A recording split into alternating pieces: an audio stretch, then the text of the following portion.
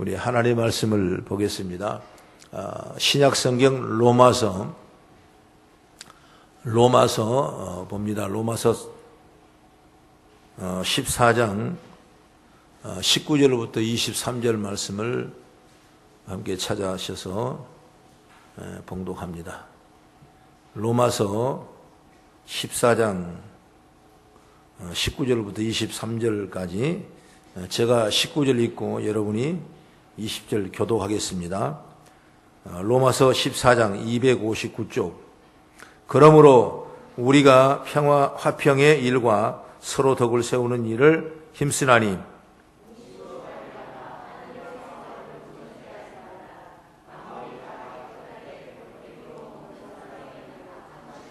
고기도 먹지 아니하고 포도주도 마시지 아니하고 무엇이든지 내 형제로 거리끼게 하는 일을 아니함이 아름다우니라.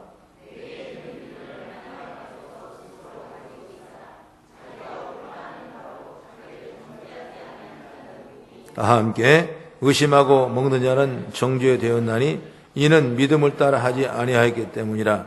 믿음을 따라 하지 아니하는 것은 다 죄니라. 아멘. 할렐루야. 오늘 함께 봉독한 말씀을 통해서 바른 교회 생활이란 제목으로 함께 은혜가 충만한 시간이 되길 바랍니다. 기독교는 수도원의 종교가 아닙니다. 마치 산에 올라가서 돌을 닦는다든지 또 불교 예식처럼 절을 짓고 그렇게 자기의 몸을 깎아가며 해탈하는 그런 종교가 기독교는 아니에요. 그래서 기독교는 우리가 성령을 받고 믿음의 권세와 성령을 받고 세상에 나가야 됩니다.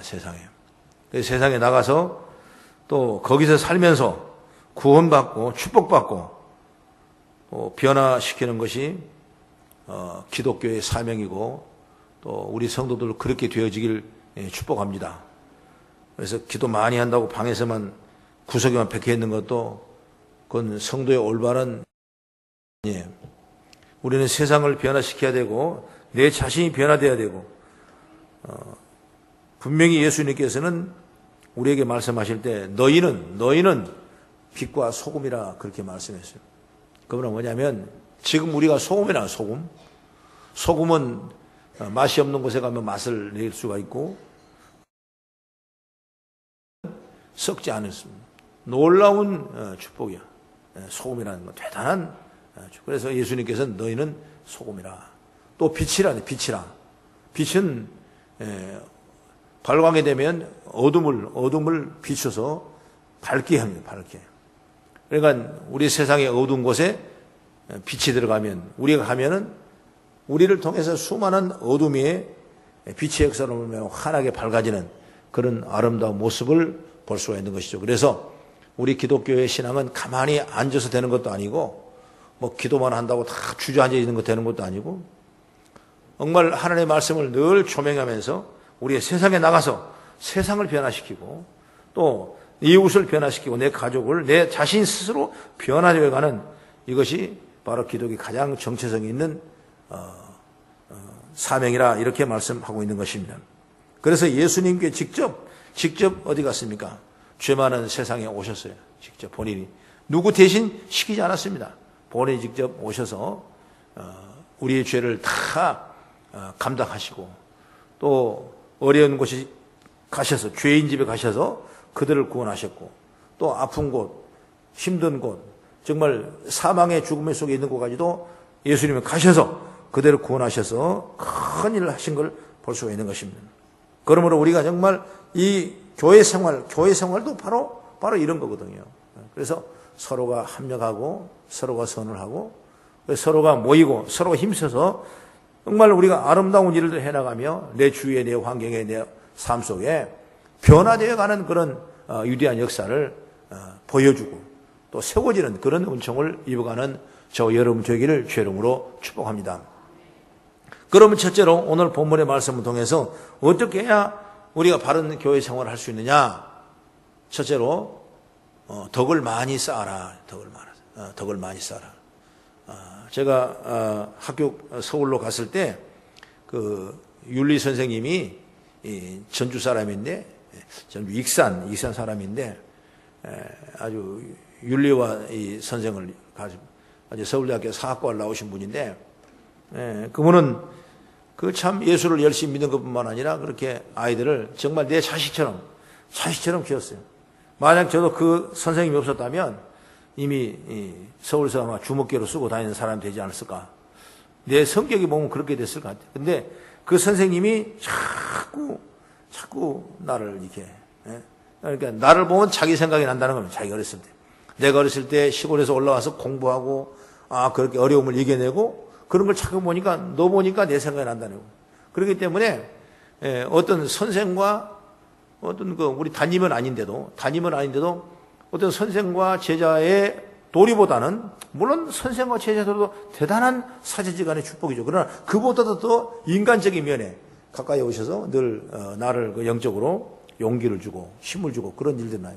근데 그분이 제가 여러분한테 얘기를 몇 번 했지만 알겠지만은 성공하려면 중앙도서관에 가서 공부하는 사람들을 봐라. 그리고 법원에 가서 재판하는 걸 봐라. 그리고 국회의사당에 가서 국회 정로를 하는 걸 봐라. 이런 걸 여러 가지로 해야 그 다음에 네 어린 마음에 비전이 생기고 내가 뭘 해야겠다는 이런 어떤 정치성을 회복하는 그런 비전을 제시해 주세요. 근데 중요한 그거보다도 항상 칠판에다가 그분이 먼저 씁니다.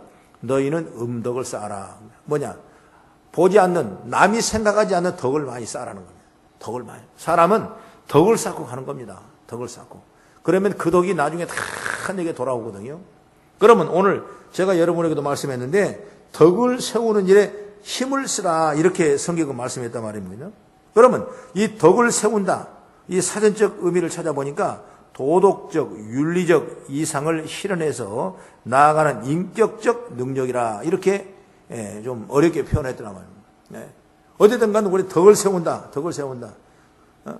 내가 알지 못하고 깨닫지 못하는 많은 덕을, 선한 일을, 좋은 일을 내 이웃에게 많이 할 수 있는 그런 믿음의 자세가 되기를 바랍니다. 그러면 나중에 그것이 반드시 내게 돌아와요. 또 그 덕의 행함으로 말미암아 그 사람이 어떤 변화 역사와 또 능력의 역사가 또 축복의 역사가 일어나는 걸 보게 되는 것이죠. 우리 교회 생활도 마찬가지입니다. 우리 성도님들이 덕을 많이 쌓아야 돼요. 하나님 앞에 덕을 많이 쌓아야 돼요.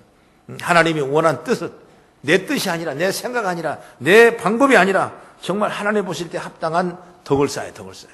그러면 분명히 하나님께서 덕을 쌓은 대로 불교적인 용어지만은 공덕이 될 것입니다. 쌓을 공자 덕덕제 공덕이 될 것입니다. 그래서 우리가 정말 신앙생활을 덕을 쌓는 그런 신앙생활을 잘 하길 바랍니다.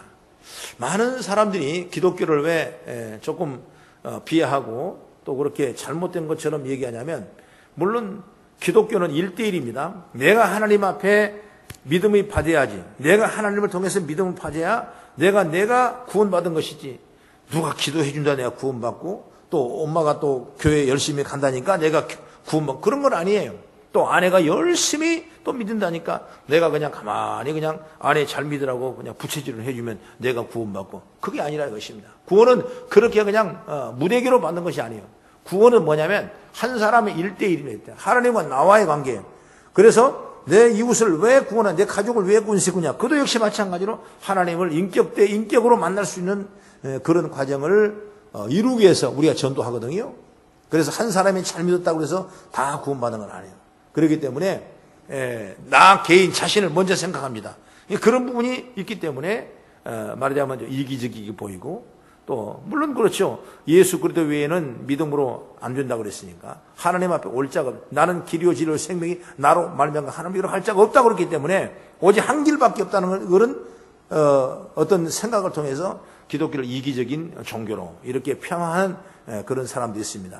그래서 또 그런 인격적인 삶이 또 어떻게 좀 취하다 보니까 정말 내가 선한 일도 많이 하고 좋은 일도 많이 하고 덕을 많이 쌓고 또 그리고 정말 좀 어떤 소망을 가지면 이렇게 다원구원 예수뿐만 아니라 모든 그 믿음을 통해서 구원받을 것이다. 이렇게까지 이제 마음을 풀어가지고 결국은 이 구원의 도리가 무너져 버리는 그런 일들을 우리가 보게 되는데, 어쨌든 간 예수 그리스도 외에 구원은 없습니다.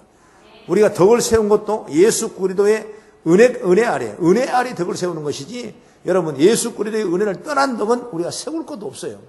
그러므로 우리가 믿음을 잘 가져서 먼저 아버지 앞에 덕을 세워갈 수 있는 그런 믿음의 제가 열리길 바랍니다. 오늘 여기 말씀 보니까 어떻게 덕을 세우냐? 우리가 화평의 일과 그랬습니다. 그러니까 서로의 화평을 하는 것도 정말 덕이요. 서로가 화평한다는 것. 마태복음 5장 9절에 팔복을 말씀할 때 화평 가는 자는 복이 있나니 저희가 하나님의 아들이라 일컬음을 받을 것이라 그랬습니다. 화평이라는 건 이렇게 중요한 겁니다. 또 성경은 말씀합니다. 마태복음 5장 23절 이하의 말씀 보면은 너희가 예물을 드리다가도 내 형제에게 원망 들을 만한 일이 있다면 먼저 형제와 화목하고 그 후에 예물을 드리라 그랬습니다. 이건 무슨 얘기냐면 바로 우리가 살아갔을 때 사람과 사람의 관계가 화평한 것이 너무나 중요한 겁니다. 사람과 사람이 화평하지 못하는데 우리가 하나님과 우리하고 화평할 수가 없는 겁니다. 또 하나님과 우리가 화평하지 않는데 어떻게 사람과 사람이 화평해? 이건 하나의 그 잠시 잠깐의 위로와 어떤 관계뿐이지 진정한 화평 관계를 이룰 수가 없다는 거죠. 그렇기 때문에 오늘 믿음이 하는 최고의 축복은 뭐냐? 바로 사람과 사람이 화평하고 하나님과 우리가 화평하고 이것이 바로 하나님 앞에 덕을 세우는 것이다.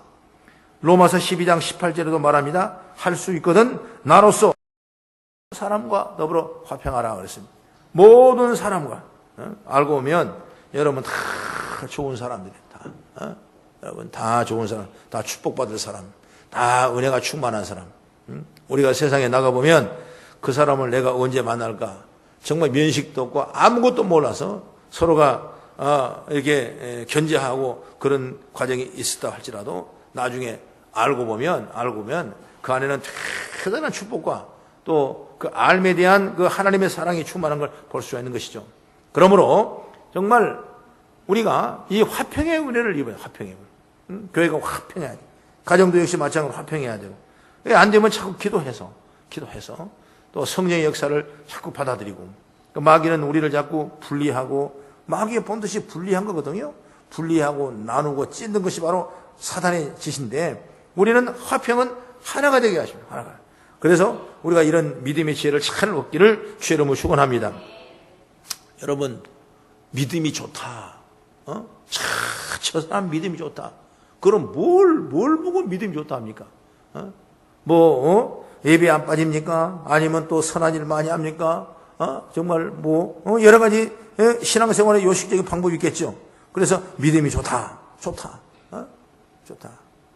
그러나 여러분, 정말 믿음이 좋다가 뭐냐? 그건 하나의 지엽적인 문제고, 정말 믿음이 좋다는 건 뭐냐면 하나님과 우리의 사이가 얼마나 가깝냐 그 말이에요. 믿음은 하나님과 우리의 사이입니다. 믿음은. 그러니까 내가 얼마나 하나님 사이가 좋은가, 다시 말해 하나님과 얼마나 화평한가, 그것이 바로 믿음이에요. 믿음. 하나님과 내가 믿음이 아무리 좋다 할지라도 하나님의 사이가 안 좋으면, 하나님을 믿지 않으면, 하나님을 떠나 있다면, 하나님과 뜻을 이루지 못한다면 내가 믿음이지 하나님이 보실 때 그 믿음은 아니라 이것입니다. 그러면 친정 교회에서 우리가 저 사람 믿음이 최고야, 이렇게 인정받으려면 뭐냐면 하나님과 사이가 어때요? 떨어지면 안 돼. 그러니까 믿음이 떨어지면, 흔히 말 믿음이 떨어지면 하나님과 사이가 멀어지는 겁니다. 아니요, 나는 하나님과는 아니에요, 하나님과는 좋아요, 하나님과는 떨어질 수 없어요. 그렇지만은 믿음 떨어지면 결국 하나님과 멀어지는 거예요. 그래서 예배에 빠지게 되고 말씀이 들려지지 아니해야 되고 또 주를 믿는 그 일들이 시간들이 너무나 아깝게 생각하고, 그래서 영적인 일보다 세상적인 일에, 또 주님 일보다 내가 하는 일에 더 관심과 더 깊은 애정을 쏟는 그런 일들이 벌어지게 되는 것이죠. 그래서 우리가 믿음이 누가 좋느냐? 하나님 사이가 좋은 사람이다. 할렐루야. 그래서 내 자신을 보는 겁니다. 우리도 기도하면서 하나님과 나와 사이가 얼마나 가까운가, 정말 하나님이 내 앞에 내 안에 모셔드리고 있는가 있다면 그 사람은, 그때는 나는 믿음이 좋은 거예요. 그러나 하나님 저기 좀 계십시오, 하나님 조금 이따 만납시다, 그런 다음에 이 순간에는 우리 믿음이 떨어진 거예요. 그럼 내가 그렇지 아니라도 이렇게 환경의 역사는 우리를 이렇게 만들어가는 거예요. 그러면 우리가 이런 예배나 말씀이나 기도나 찬송을 통해서 하나님과 사이가 늘 돈독하고 가까이에서 정말 평안을 이루는 역사가 있기를 주의 이름으로 축원합니다. 여러분 예수님이 왜 오셨어요? 예수님이 왜 오셨어요? 하나님과 우리가 너무나 멀리 있는 거예요. 너무나 멀리 있어요. 뭐 때문에? 죄가 가리고 있어요. 죄 때문에 하나님과 우리가 너무나 멀리 있어요. 그래서 이 죄를 끄집어내고 예수님께서 대신 하나님과 우리의 브릿지가 되신 거예요. 다리가 되셔서 하나님과 우리를 유통할 수 있도록, 관계할 수 있도록 하나님과 우리의 사이를 가깝게, 떨어지지 않고 가깝게 밀착시켜 주신 게 뭐냐? 바로 예수님이기 때문에 예수님은 이 땅에 오실 때 우리의 어떤 모습을 보냐? 바로 화목제물로 오신 것입니다. 화목이 뭐예요? 평안입니다. 평안이에요. 이기가 아니고 평안이에요. 돕는 겁니다. 그렇기 때문에 하나님께서는 예수님을 이 땅에 보셨을 때 우리와 인간의 사이가 너무나 떨어져서 이 여주에서 가까이 하기 위해서 예수님을 통해서 모든 죄를 청산하시고 이제 우리는 그를 믿는 믿음을 통해서 우리는 하나님과 가까이 하는 그런 놀라운 죄가 열리게 되는 것이죠. 그래서 성도는 어디든지 하나님이 가까이 계셔야 돼요. 교회에서만 가까이 하고 밖에 나가서는 하나님이 멀리 떨어져 계시면 안 돼. 오늘 교회에 있던 그 하나님을 내 안에 모셔드렸다면 밖에 나가서도 그런 믿음의 자세로 그렇게 나갔을 때 뭐냐? 바로 덕을 세우는 거거든요. 그래서 그 선생님이 늘 덕을 세우라. 덕을 세우라. 그건 내가 나건 다 받아먹는다. 덕을 세우라. 응? 덕을 세우라. 그러니까 내가 있을 때, 내가 살아있을 때, 내가 할 수 있을 때 여러분 덕을 세워나가는 그런 아름다운 모습이 되길 축복합니다. 그 다음에 믿음이 좋다는 건 뭐냐면 신앙생활을 잘하는 겁니다. 신앙생활, 바른 신앙생활을 하는 겁니다. 바로 신앙생활을 잘한다. 아까 믿음이 좋다는 건 하나님과 가깝다는 걸 믿음으로 표현했죠. 그 다음에 두 번째는 뭐냐? 신앙생활 잘한다. 누가 잘하는 사람이냐? 누가 신앙생활을 올바로 하는 사람이냐? 바로 이것은 뭐냐면 하나님을 바로 섬기는 겁니다. 하나님을 바로 섬기고 또 사람과 바른 관계를 맺고 사는 것입니다. 그러니까 신앙생활이라는 것은 하나님과의 나와의 관계가 바로 섬기는 관계가 돼야 되고 사람과 사람 관계가 바로 맺고 사는 것이 뭐냐? 신앙생활을 잘하는 거예요. 중첩되는 얘기 같지만은 사람 떠나 하나님 없고 하나님 떠나 사람 없는 겁니다. 여러분 인간사에 우리는 끊임없이 주님을 우리 주인으로 모시고 신앙생활을 바르게 살아가는 이것이 바로 신앙생활을 잘한다. 그러므로 오늘 우리 성도들이 신앙생활 잘하는 믿음 생활이 좋은 그런 덕을 세우는 은혜가 있기를 주의 이름으로 축원합니다. 여러분 만약 믿음이 좋고 신앙생활 잘하는데 우리가 면수 맺고 시기하고 질투하고 울타리를 치고 살면 되겠습니까? 아닌 거예요. 여러분 잘 내려놓으셔야 돼요. 내려놓고 내 마음을 내려놓으시고 생각을 내려놓으시고 그래서 우리는 하루하루를 사람 속에서 살아가고 있지만은 여러분 잘 살아가는 것이 바로 뭐냐? 바로 덕을 세우는 겁니다. 그래서 성경은 우리에게 늘 덕을 세우랬어. 오늘 여기도 그렇지 않습니까? 우리가 화평의 일과 서로 덕을 세우는 일에 힘을 쓰나니 힘쓰자. 그래서 신앙생활의 바른 신앙생활은 이 덕을 세우는 것이다. 여러분 록펠로 얘기를 많이 들어봤을 겁니다. 록펠로 10계명이 여러 가지 있잖아요. 10계명을 그 어머니가 그 록펠로에게 유언을 했지 않습니까? 10가지 유언했어요. 록펠로에게. 어린 록펠로에게. 어릴 때 록펠로는 어머니가 떠났습니다. 그랬을 때 어머니가 신앙이 좋아서 록펠로에게 신앙이 좋고 그래서 그 록펠로에게 끊임없이 교육을 했어요. 여러 가지 쭉 있죠. 그 몇 가지만 저기 얘기해 보면 먼저 주일 예배를 잘 드리라. 주일 예배를 귀하게 생각해라. 이런 신앙을 어머니가 자식에게 심어주고 싶은 거예요. 왜? 부모는 잠시 있을 때뿐이지 떠나버리면 아무 필요가 없지 않습니까? 저희 부모들도 아버지도 돌아가셨지만은 있을 때 아버지였지 돌아가시니까 아무 쓸모가 없는 겁니다. 나하고는 아무 상관이 없게 되는 겁니다. 살아올 수도 없는 거고 말이에요. 이제 내가 천국 가면 만날까? 그렇지 않으면 만날 수도 없는 건데. 어쨌든 간 우리가 주일 예배를 잘 드리라. 이것은 그 록펠로 어머니가 록펠로 아들에게 주고 싶은 마음이에요. 왜? 축복받기 위해서. 그리고 그 다음에 교회 가면 어디야? 교회 가면 앞으로 앉으라. 교회 가면 예배. 저 뒤에 앉은 사람한테는 조금 회개를 가끔씩 해야 돼요. 앞으로 앉으라. 교회 앞으로 앉으라. 그래서 그러니까 저도 그래요. 인간적으로 보면 앞에 앉으면 은혜를 삼으는 것 같고 뒤에 앉으면 오늘은 그냥 대충 때우다 그냥 다리나 떨고 가야 되겠다. 이런 생각을 하는 것 같아요. 그런 기분이다 말입니다. 그러니까 앞으로 저는 밖에 나가서 교회 가서 예배 드릴 때 목사님들은 다 뒤로 가요. 뒤로 가. 무슨 일인지 모르겠어. 뒤가 따뜻한 건 난 뒤로 타가. 그럼 앞에는 그냥 또 온 걸린 것처럼 이게 뻥 비어 있어요. 그 참 마음이 아파. 그러면 내가 맨 앞으로 가요. 맨 앞으로. 나는 항상 앞으로 갑니다. 키가 좀 커서 미안하지만은 내 마음은 아파요. 그러면 사람이 나를 따라오는 거예요. 이게 앞으로 간다는 건 내가 은혜를 놓치지 않을 수가 있는 겁니다. 또 서로가 설교하고 관심을 갖게 되는 겁니다. 또 마주치게 되는 겁니다. 그러므로 앞에 있을 때 축복의 축복이랍니다. 그렇기 때문에 아마 그 록펠러 어머니는 꼭 앞으로 가라. 뒤에 서지 말고 앞으로 가라. 예배 때는 앞에 가서 그냥 아멘하고 예배 드리라. 그렇게 아마 고민했던 것 같아요. 그 다음에 세 번째는 뭐냐? 11조를 드리라. 11조. 여러분 100번, 1000번들 모르겠습니까? 이건 하나님의 축복이죠. 그래서 11조를 드려라. 그 다음에 목사님을 하나님 다음으로 섬기라. 다음으로 섬기라. 목사님이 별것 아닌 것 같지만 교회를 섬기는 목사님을 그런 믿음을 가져야, 하나님처럼 섬기는 믿음을 가져야, 하나님은 아니요. 그러나 하나님을 다음으로 섬긴다는 믿음을 가져야 교회 생활을 반드시 할 수 있다는 거거든요. 그래서 이런 부분을 얘기했고, 5가지 막 얘기했습니다만, 그 다음에 원수를 맺지 마라. 사람이 가장 무서운 것이 원수 맺는 겁니다. 원수 맺는. 일이 문제가 어디서 나오냐? 원수 때문에 나오는 거거든요. 나라가 문제가 어디서, 원수 때문에 나오는 거거든요. 직장의 문제가 왜 터집니까? 서로 반대편에 원수가 있었기 때문에 터지는 거거든요. 그러므로 우리가 내가 살아갈 때 원수 맺지 마라.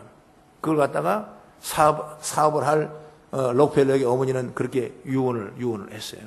그러면 여기서 첫 번째로 주일 예배를 잘 본교에서 드려라 그랬고, 교회 나가면 가장 앞으로 나가서 드리라. 이 말은 뭐냐면, 오늘 주고 싶은 얘기가 뭐냐면 덕을 세우라는 얘기인데, 바로 교회 주일날 예배드리고 교회 나가서 앞으로 나가라. 이 말은 교회라는 공동체의 관계에 가장 근접한 덕을 세우는 자세죠.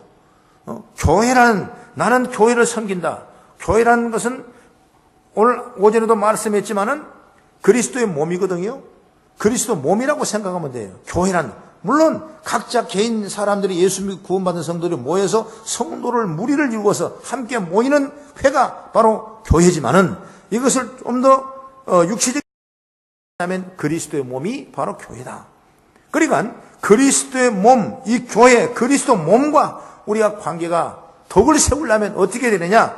주일 예배드리라. 그 다음에 교회 가면 앞으로 나가서 예배드리라. 그래, 교회와 관계를 잘해라 그 말이죠. 교회를 통해서, 교회와 관계 통해서 덕을 많이 세우라는 것이죠. 그런 얘기고, 그 다음에 11조를 드리라.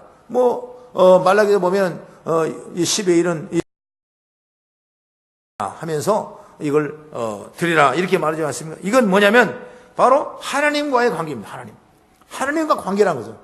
우리가 왜 예수 믿고 삽니까? 왜 신앙생활 합니까? 왜 믿음 생활합니까? 오늘 왜 바른 신앙생활을 하라고 이렇게 말씀할 수 있습니까? 바른 것은 바로 뭐냐? 하나님 계시기 때문이거든요. 그럼 하나님과 바른 관계를 할 수 있는 것은 여러 가지 방법이 있어요. 기도하고 찬송하고 성경 읽고 날마다 예배하고 여러 가지 관계가 있지만은, 오늘 록펠러 어머니가 그 록펠러에게 얘기하고 싶은 것이 뭐냐? 바로 하나님 관계를 어떻게 표현했냐? 너 11조를 잘해라. 그래서 하나님은 우리의 계약을 했지 않습니까? 10을 주되 다 내 것인데 9는 내가 가지고, 그리고 하나는 내 것이라 나에게 줄라. 은도 금도 다 내 것이라고 말했지만은 그런 구분해 줬어요. 이것이 바로 뭐냐? 실천됐을 때 하나님과 우리의 관계가 잘 돼서 하나님 앞에 덕을 심는 그런 은혜가 임할 줄로 저는 확신합니다. 그 다음에 목사님을 하나님 다음으로 섬기라. 그리고 원수 맺지 말라. 이건 뭐예요? 바로 이건 사람과의 관계, 사람과의 관계. 사람과 관계 덕을 세우라. 사람과 관계 덕을 세우지 못한데 어떻게 우리가 하나님과 관계 덕을 세우겠어요? 그러니까 우리가 이 언행심사도 참 좋아야 돼. 행동 하나도 우리가 좋아야 되고 덕을 많이 심어야 돼. 바로 덕을 세운다. 이것은 바로 오늘 제가 왜 록펠러의 이 신앙의 간증을 하냐면, 모든 관계를 요구하는 교훈은 바로 덕을 세우는 건데, 오늘 이 계명을 따라서 하나님과의 관계, 교회와의 관계, 사람과 이웃과의 관계가 형성되는 역사를 보게 되는데, 이것이 바로 덕을 세우는 방법이다. 할렐루야. 그래서 신앙생활, 바른 신앙생활은 덕을 세우는 것이다. 이렇게 말씀을 하고 있습니다. 그래서 덕을 세우다. 여기에 나오는 헬라말로 오이코도메스라는 말인데, 오이코라는 뭐냐면 바로 집입니다. 집이란 말이고, 또 도메스란 말은 이 세우다. 그러니까 집을 세우다. 집을 세우다가 뭐냐? 바로 덕을 세우다. 그러니까 집이 쓰러지면 안 되지 않습니까? 집이 안전해야 되죠. 집이 바람이 안 들어와야 되죠. 집이 견고하게 구둥이 잘 서서 잘 안전하게 우리가 마음껏 그할 처소가 돼야 되는데, 그것이 바로 뭐냐? 덕을 세울 때 가능하다는 것이죠. 그래서 집을 세운다 의미가 있어요. 그래서 우리가 인간 생활을 하면 두 종류의 사람이 있다면, 힘들지만 덕을 쌓고 사는 사람이 있고, 또 덕을 쌓지 못하고 무너뜨리고 파괴하는 사람이 있습니다. 우리가 쉽게 표현하자면 어떤 자리에 서겠냐? 힘들지만은, 믿음 생활 힘들지만은, 우리가 여건이 어렵지만은 날마다 오늘 우리가 주님 앞에 덕을 세워나가며 덕을 쌓아가는 그런 믿음의 권속들이 되어지기를 주의 이름으로 축복합니다. 그래서 이 덕을 세우는 사람이 되자. 그 다음에 두 번째, 신앙생활, 바른 신앙생활은 어떤 사람이냐? 바로 하나님의 사업을 무너뜨리지 말아야 된다. 20절의 말씀 보면은, 이제 예화죠? 비유를 했는데, 한번 같이 읽어보겠습니다. 음식으로 말미암아 하나님의 사업을 무너지게 하지 말라. 만물이 다 깨끗하되 거리낌으로 먹는 사람에게는 악한 것이니라. 이제 그 당시에 로마 교회에 일어났던 여러 가지 그 제사 음식이라든가, 또 여러 가지 먹지 말라는, 하나님께서 계명을 통해 먹지 말라는 음식, 또 여러 가지 이 먹는 것 때문에 문제가 있어서 교회에서도 이걸 먹어야 되냐 말아야 되냐, 이걸 만들어야 되냐 만들지 말아야 되냐, 이것 때문에 아주 다툼이 있었고, 이것 때문에 서로가 믿음을 떠나버린 그런 분도 있었어요. 오늘 바울이 봤을 때는 아무것도 아닌데, 먹는 것도 아무것도 아닌데 왜 그걸 가지고 다투냐, 이것 때문에, 이 먹는 것 이 문제 때문에 주님이 하는 일이 방해가 되고 주님이 하는 일이 세워지지 않다면 이건 이렇게 될 수가 없지 않느냐. 그러면서 정말 그렇다면, 만약 이것을 내가 먹는다면, 꺼리낌이다, 내 양심에 꺼리낌이다면 그거 먹지 말라. 먹지 말라. 그 얘기죠. 그래서 누구는 우리 목사님도 그런 분이 있어요. 돼지고기를 먹으면 기도발이 안 섰나? 별 희한한 목사님 다 있어. 그러면 안 먹으면 되는 것이지. 안 먹으면 되는 것이. 왜 먹고 기도발이 안 쓰니 그런 얘기를 할 필요는 뭐 있어? 그런 부분이죠, 말하자면. 그렇게 해서 잘못된 생각과 잘못된 그 교훈을 가지고 그가 덕을 세우지 못하는 그런 모습을 볼 수가 있는 것이죠. 그것 때문에 하나님의 사업을 무너뜨려서는 안 된다. 그리고 21절의 말씀 보니까 고기도 먹지 아니하고 포도주도 마시지 아니하고 무엇이든지 내 형제대로 거리끼게 하는 일을 아니함이 아름다우니라. 그렇습니다. 내가 거리끼게 하는 일이 아니라면 하는 것입니다. 거리끼다 하면 하지 말라는 그런 부분을 우리에게 말씀해 주는 거예요. 그래도 음식 때문에, 먹는 것 때문에 하나님 일을 진보하지 않으면 안 되는 것이다 라는 것을 우리에게 말씀하고 있는 것입니다. 그래, 하나님의 사업을 무너지게 하면 안 된다. 그럼 하나님의 사업이 뭐냐? 하나님의 사업은 구령 사업이에요. 구원시키는 겁니다. 세상을 변화시키고 구원시키는 겁니다. 이 사업을 위해서 예수님이 세상에 오셨습니다. 교회를 그러므로 방해해서는 안 되죠. 이유를 달아도 안 되는 겁니다. 어쨌든 간 하나님의 사업에 나눠지면 안 되고 하나님의 사업에 어려움이 많기 때문에 어떤 환경이든지 우리 하나님의 사업을 무너지게 해서는 안 된다 이것입니다. 바로 무너지게 해버린다면 바른 생활이라고 볼 수가 없는 거죠. 그래서 우리가 저로 여러분들이 다 세우는 자리에 서야 돼요. 바나바를 왜 그렇게 귀하게 봅니까? 바나바는 참으로 바울이라는 사람이 로마 사역을 할 만한 그런 대단한 능력으로 쓰임받을 때 누가 있었냐? 바로 바나바라는 사람이 있었단 말입니다. 바울이 사울이 했었을 때 그런 엄청난 예수 믿고 구원받은 크리스찬들을 잡아 죽이고 연판장을 돌리고 정말 자기 유대의 율법으로서 흠이 없는 자라고 하면서 그 예수 믿는 사람을 대단하게 핍박에 선에 섰던 사람이 누구냐? 바로 바울이거든, 바울.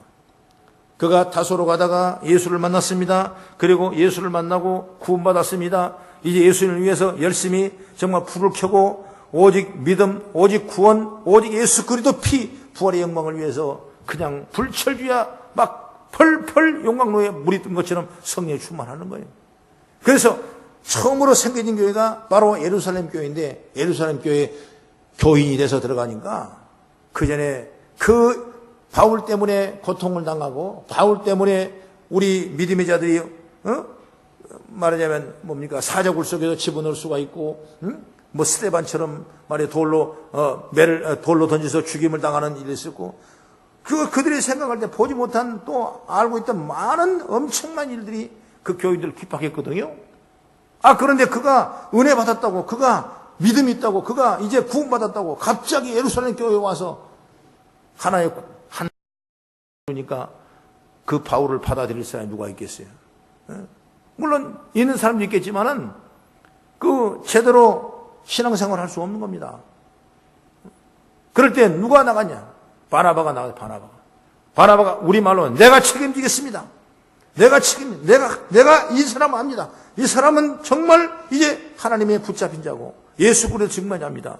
이분이 교회에서 쓸 사람입니다. 이분이 교회에서 하나님이 일할 사람이다.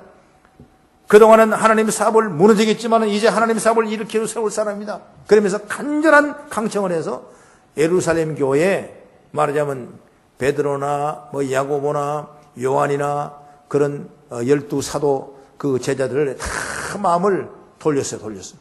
그렇게 해서 바울이 예루살렘 교회에 은혜를 입게 되고, 이제 바나바 바울이 어디로 갑니까? 안디옥으로 내려가서 선교의 복음을 전하고, 그리고 유럽을 3번씩이나 전도 여행을 해서 유럽을 복음화시키는 위대한 일들을 누가 했냐? 바로 바울이 했는데, 누가 중심이 됐냐? 바나바가 중심이 됐다는 겁니다.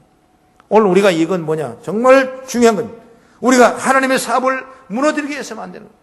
서로 세우고 서로 하나님이 능력을 받을 수 있도록 서로 용기와 축복을 나눠줄 수 있는 제가 열리길 주의 이름으로 축원합니다. 할렐루야. 그러므로 교회의 일을 방해하면 안 된다. 막아도 안 된다. 이유를 달아도 안 된다. 마태복음 12장 31절에 이렇게 말합니다. 한번 찾아볼까요? 마태복음 12장 31절.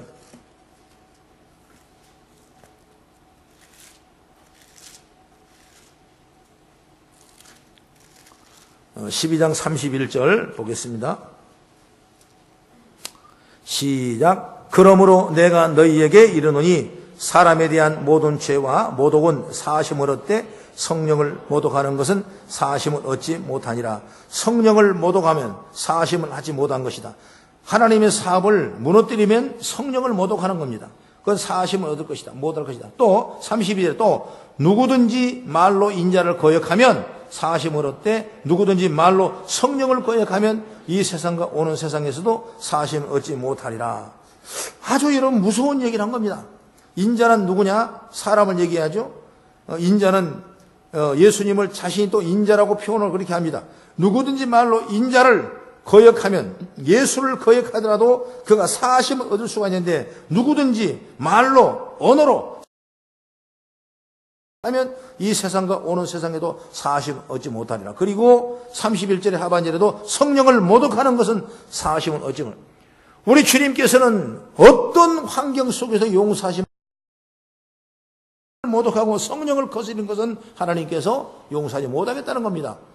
바로 이건 뭐냐면, 우리가 성령은 교회를 세우는 일을 하신 겁니다. 성령은 교회에 놀라운 축복을 주시기를 원하신 영이 바로 성령이거든요. 지금은 예수님은 하늘보좌 우편에 가시지만 이 땅을 지배하는 일들은 말하는 예수의 영, 다른 보혜사의 영이 이 땅에 오셔서 바로 성령의 시대를 우리가 맡고 있는 겁니다. 그러므로 이 성령의 말씀에 우리가 큰 힘을 얻어서 서로 합력하고 서로 도고 서로 이루고 세우는 일을 해야지. 여러분, 하나님의 사업을 무너뜨려야 하는 것은 결국 뭐냐? 바로 성령을 모욕하고 성령을 거스르는 일이 있는 것이다. 그렇기 때문에 혹시 우리의 말로라도 성령을 거스르면 안 되는 거예요.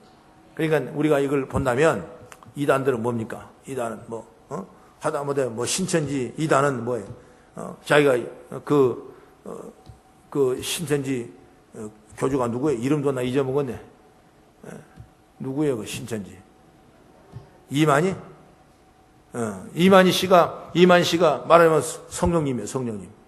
거기는 처음에는 그렇게 안 가르칩니다. 아주 성경을 아주 요약해서 자기에 맞는 구매에 맞춰서 성경을 된 거. 아, 성경이 좋다. 정말 잘 가른다. 그런데 조금 더 들어가면 나중에 쭉 하면서 이 시대, 이 교회 시대는 이제 무너졌다. 이제 제레미 시대다. 그리고 이미 성령님으로 이만희가 왔다 하면서 이만희가 성령이랍니다. 그래서 어떤 그 신천지 간 사람에게 물어보니까 성령님한테 그 방해하지 말라니까. 성령님이 있어요. 성령님 누군데요? 그러더라고요. 그 누구냐? 성령이 이만희라고, 이만희. 여러분, 이것은 뭐냐? 성령을 정말 모독한 거예요. 성령을 정말 무시한 거예요. 그래서 이단에 빠지게 되면 사심이 없어요. 이단에 빠지게 되면 사함이 없어요. 그러니까 잠시 왔다가 빠져나온 건 상관없겠지만은 내가 영적으로 쫙 깊이 묻혀버린다면 그 사람은 절대로 회개도 사함이 없다. 왜? 성령이 그렇게 말씀했기 때문에. 하나님의 사업을 무너지게 하지 않습니까? 하나님이 교회를 파괴하지 않습니까? 하나님 교회를 나누지 않습니까? 하나님 교회도 마찬가지입니다. 거기는 예수 그리스도의 은혜를 입어 세우는 교회를 부정합니다. 예수가 없다는 겁니다. 하나님만 있다는 거예요. 구약의 성경만 있지 신약은 없다는 겁니다. 그렇게 해서 안상이라는 사람이 하나님이라는 거예요. 그래서 옛날 찬송가 제가 봤습니다. 옛날 찬송가 40장에 주 하나님 지으신 모든 세계인데 안산홍님 지으신 모든 세계 이렇게 찬송을 개사해 부른 겁니다. 그렇기 때문에 국민으로 그것이 나쁘다고 안 된다고 2단이라고 3단이라고 그렇게 했는데 국민으로에다 60억이라는 그 피해 보상을 그 안산홍청에서 제소를 한 거예요. 그래서 국민일보에서 법정에 들어갔습니다. 그래서 전부 다 법을 다 두드려보고 지금까지 해온 행적을 다 보니까 연산홍이 2단이라는 것이 나오게 되고 가정을 파괴하고 나라를 좀먹게 하고 하나님의 이 기독교가 얘기하는 창조 질서를 파괴하는 하나님을 모독하는 그런 일이 있기 때문에 충분히 기독교 언론주에서 그렇게 책망하고 정죄할 만하다. 그래서 아무 피해가 없는 것이다. 그렇게 해서 승소, 심판에 이기는 그런 데서. 그러니까 베리베리 방법으로 그들은 우리에게 법적으로 걸어오고 있는 것입니다. 여러분, 성령을 무시한다는 것은 오늘 분명히 읽었던 말씀을 통해서 그래서 우리가 잘못한 것, 못난 것이 있습니다. 잘못 시행착오를 해서 잘못 가는 길도 있어요. 또 내가 손해볼 줄 모르고 했는데 손해보는 경우도 있습니다. 내가 이익을 많을 줄 알고 했는데 또 손해볼 줄 알았는데 또 이익 볼 수 있는 겁니다. 여러분, 내가 이 길로 갔는데 잘못지도 모르고 하다가 그걸 깨달은 적이 있어요. 그럼 얼마든지 하나님께서는 우리를 고치시고 우리를 인도하셔서 주의 뜻을 사용하신 걸 볼 수 있는. 그러나 중요한 건 뭐냐면 하나님의 사업을 무너지게 해서는 안 된다는 것입니다. 교회에서도 여러분 포도원에 작은 여우가 들어오면 그 포도밭을 해치는 경우가 있어요. 우리는 작은 여우를 쫓아내야 돼. 작은 여우를 잡아야 돼. 사업을 방해하는 원수마귀를 물리쳐야 돼. 하나님 사업은 반드시 역사가 있어야 되고 사업은 번창해야 되고 구령의 사업은 끊임없이 복음이 증거돼서 많은 사람이 소금과 빛의 사명을 담아하고 정말 번성돼가는 그런 위대한 축복의 역사가 있기를 주의 이름으로 축원합니다. 바로 성령을 거스르는 죄는 사하심이 없다고 그랬습니다. 오늘 우리가 이 믿음을 가지고 승리해 나가기를 주의 이름으로 축원합니다. 또 교회가 하는 일, 교회는 뭐냐? 바로 주님 일이에요. 목사님이 일이 아니에요. 교회는 주님 일입니다. 바울은 교회를 하나님이 자기 피로 사셨다 이렇게 말씀했어요. 그러므로 교회를 방해하면 바로 뭐냐? 주님 일을 방해하는 거죠. 그래서 어쨌든 간 교회 일을 잘 될 수 있도록 구령사업이 잘 될 수 있도록 우리가 마음을 새롭게 하여 하나님의 영광 돌리는 믿음의 자가 되기를 축복합니다. 에베소서 5장 29절의 말씀 보면은 그리스도께서 교회를 보양하신다 말씀했어요. 바로 교회를 보호하시고 양육하신다는 거죠. 그러므로 누가? 그리스도께서 하신다 그랬습니다. 그러므로 교회를 얕잡으면 안 돼. 주님이 징계를 하신다고. 그러므로 교회 물건 하나도 비품 하나도 성물 하나도 귀하게 봐야 되고 우리가 정말 주님의 일을 거스리지 않냐고 하나님이 영광 돌리는 그런 복된 자리에 섰을 때 바른 신앙생활을 할 수 있다는 거죠. 할렐루야. 그 다음에 세 번째 22절의 말씀을 보면은 믿음을 지켜야 된다. 아까 잠깐 읽었지만은 내게 있는 믿음을 하나님 앞에 스스로 가지고 있으라. 자기가 옳다는 자로 바로 자기를 정죄하지 아니하는 자는 복이 있도다. 믿음을 지켜야 된다. 믿음을. 베드로전서 1장 7절의 말씀 보면 믿음은 금보다 귀하다 그랬습니다. 어떤 것보다 귀한 것이 바로 믿음이야. 너희는 먼저 그 나라 의를 구하라. 그리하면 너에게 모든 것을 더하시라. 먼저 그 의를 구하는 겁니다. 의를. 우리는 이 믿음, 내게 주신 믿음을 지켜야 돼. 내게 주신 믿음이 떠나지 않고, 내게 주신 믿음이 쇠퇴하지 않고, 내게 주신 믿음이 끊임없이 보석처럼 귀하게 나타날 수 있는 역사가 있기를 주의 이름으로 축원합니다. 여러분, 세상이 크게 보이면 내 믿음이 너무나 적어지는 거예요. 그러나 내 믿음이 크면 세상이 여러분 별것 아니에요. 내 믿음이 크면 세상 것 아무것도 아니에요. 세상의 어떤 환난과 어떤 어려운 역경도 여러분 아무것도 아니에요. 그것이 우리 마음의 마음. 그래서 여러분, 믿음은 우리 마음을 어떻게 지키느냐에 달라있는 것입니다. 그런 얘기가 있지 않습니까? 어떤 사람이 돌멩이 50kg면 쌀이 지금 20kg죠? 20kg 큰 포, 우리 한 포가 20kg. 거기 두 개니까 50kg입니다. 50kg면 나도 들기가 쉬운 일이 아니야. 한번 내가 지고 올라갔더니 정말 온 다리가 후들후들하고 그냥 환장하더라고. 50kg. 쌀이 50kg, 20kg, 40kg 두 가마니까. 근데 돌멩이를 50kg를 가지고 가라. 얼마나 힘듭니까? 나는 못 가겠어요. 쌀 두 개 40kg도 못 지고 올라가는데 50kg를 또 어떻게 지고 올라가냐? 힘들죠. 나는 못합니다. 못해요. 그런데 금 50kg를 지고 올라가라. 이거 그냥 괜찮아. 내비둬. 내가 다 할게. 금이 50kg인데 이게 금이 50kg인데 그걸 못 지겠어요? 못 진다고? 그럼 죽어야지. 못 질라면 그것도 못 질라. 그럼 못 지겠? 내가 가서 꽥 하더라도 내가 지고 하지. 내가 가다 자빠지더라도 내가 지고 하지. 그거 지고 합니다. 끝까지 올라갑니다. 5층 10층까지 올라가는 거예요. 왜 그러냐? 바로 마음먹기도 아니고 마음먹기. 그거 별거 아니에요. 똑같은 무게인데 마음먹기도 아니고 마음먹기도 아니에요. 여러분, 믿음이 그거예요. 믿음이 떨어지면 안 돼요. 믿음이 떨어지면 안 돼요. 내 믿음을 지켜야 돼요. 여러분, 마음먹기 달려있어요. 믿음이 왔다가도 떨어지면 끝나는 겁니다. 여러분, 객치 한 장 차이예요. 여러분, 믿음이 멀어질수록 초반에 얘기했지만 하나님과 관계가 멀어지는 거예요. 믿음이 큰 다음에 하나님과 나하고 가까운 거예요. 그래서 우리가 믿음이 내가 크면 세상 부러울 거 별거 아니에요. 물론 집이 크면 좋죠. 그러나 커도 별것 아니야. 그런데 믿음이 없어서 나는 언제 평생을 살아도 저런 집 살까 이렇게 생각해요. 믿음이 좋으면 여러분, 세상에 어떤 명예와 어떤 권세를 가져도 별것 아니야. 국회의원들 매 얼마나 했든 그거 우리하고 자기들은 그런 삶이 사는 거지만 나는 이거 재밌게 하는 거예요. 별거 아니야.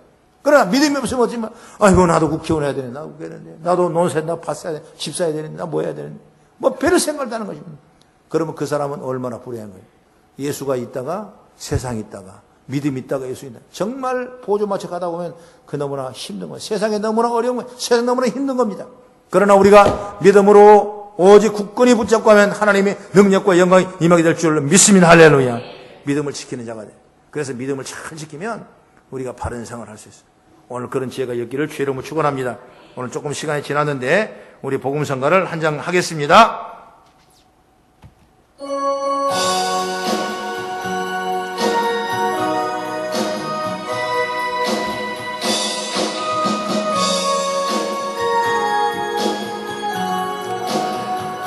손의 힘 보기보다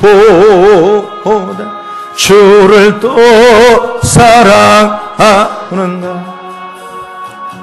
이슬 같은 목숨보다 주를 더 사랑하는가. 사랑의 빛 이룩하면 주님 만날 수 없어. 헛된 여 바라보면 사랑할 수도 없어. 잠시 머물 이 세상 헛된 것들 뿐이니 주를 사랑하는 마음 금보다 더 귀하다. 큰 물결이 뒤놀아도 주를 더 사랑하는가. 큰 환난이 닥쳐와도 주님만 찬양하는가. 깊은 잠에 빠진 영혼 주님 만날 수 없어. 근심 걱정 많은 자는 찬양할 수도 없어.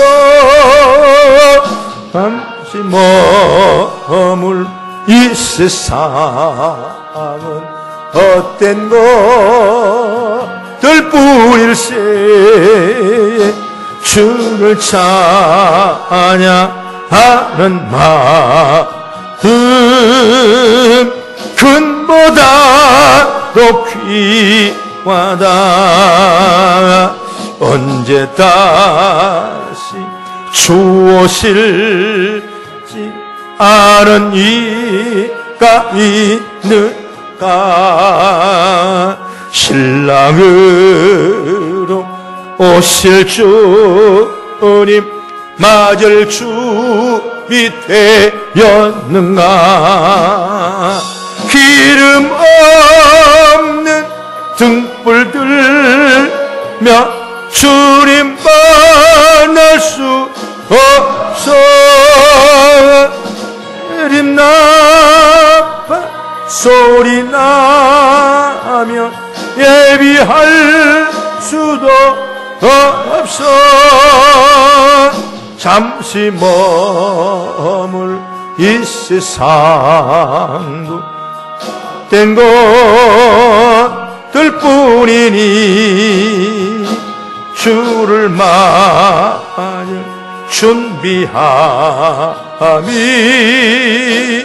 금보다 더 귀하다. 아멘. 주님 오실 날이 멀지 않았습니다. 우리가 주님 오실 때까지 바른 믿음 생활을 하기를 주의 이름으로 축복합니다. 덕을 세우시기를 바랍니다. 우리 삶의 화평을 다 이루기를 바랍니다. 그리고 믿음의 굳건히 있어서 주의 뜻을 이루어가는 아름다운 모습 되고 성령을 거스르지 아니하고 오직 믿음으로 성령을 인정하고 환영하고 모셔드리면서 우리 신앙생활을 잘하는 복된 우리 성도가 되어지기를 주의 이름으로 축복합니다. 기도하겠습니다.